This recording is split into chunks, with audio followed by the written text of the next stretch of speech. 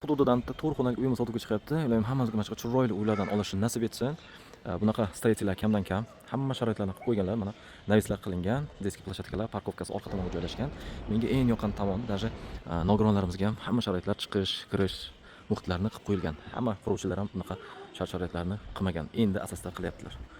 Videoni oxirigacha ko'ring. Hozir to'liq videosini qilishga kirganimizda podyezdlarimiz chiroyli mana shunaqa lestnitsalar, liftlari bor, katta vokzal hududidan bitta 4 xonalik uyimiz sotuvga chiqdi. Assalomu alaykum, hurmatli mijozlar va hurmatli bizani kuzatib boruvchilar.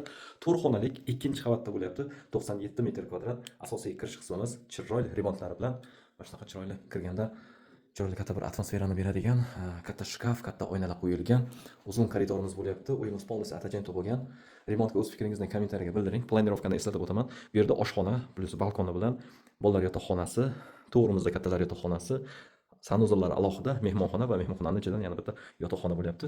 Kuxnyamiz chiroyli mebellar bilan. Iloyim hammamizga mana shunaqa chiroyli uylar olish nasib etsin. Niyat qilganda bitta videoga like bilan podpiska bosib qo'yingizlar. Mana bu yerda bolalar uchun yotoqxona, barcha sharoitlar qilingan. Bu yerda esa alohida hojatxonamiz va alohida dushlik qilingan.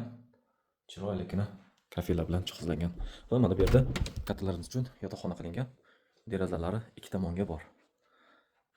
Ham bu tomonga, ham bu tomonga termo shkaflar qilingan.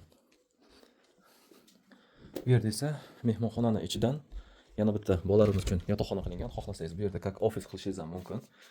Skrytli eshiklar bilan qilingan. Juda ham nizometniy va zalimizga ham balkon bor. Ikkita ochiq balkon. Bu yer esa mehmonxonamiz chiroyli oppoq, mexki mebellar bilan jihozlangan.